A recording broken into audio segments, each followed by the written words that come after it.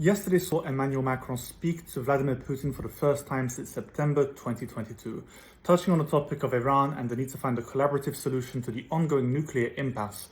However, most importantly, he spoke about the ongoing invasion of Ukraine.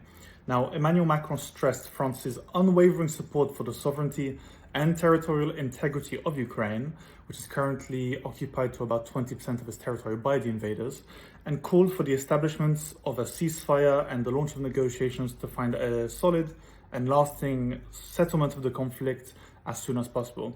Now, with the fact that Russian strikes have increased very recently and the fact that Donald Trump has been stepping back and effectively reducing support for the Ukrainian defenders, what is now happening is that Vladimir Putin sees a chance and naturally rejected this.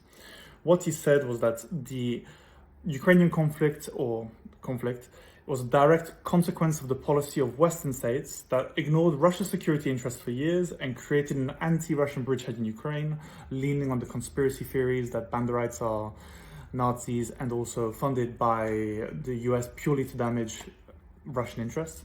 But on top of this, said that any solution had to effectively come around the terms of the Russian government, effectively taking a maximalist position and saying that Russians had to have their claims to territories honored, the territories had to be folded into the Russian states, and effectively calling upon the Ukrainians to disarm and weaken their position further. Now, there are several questions going on right now where did Emmanuel Macron do this on his own? Was he coordinating with Zelensky? Was he coordinating with Donald Trump?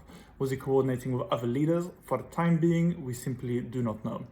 Previously, when the war had begun and Russia had invaded Ukraine, what happened was that Zelensky had asked Emmanuel Macron to act as a negotiator and a diplomat for Ukrainian interests to find a solution to the war, which not everybody had approved of or agreed with.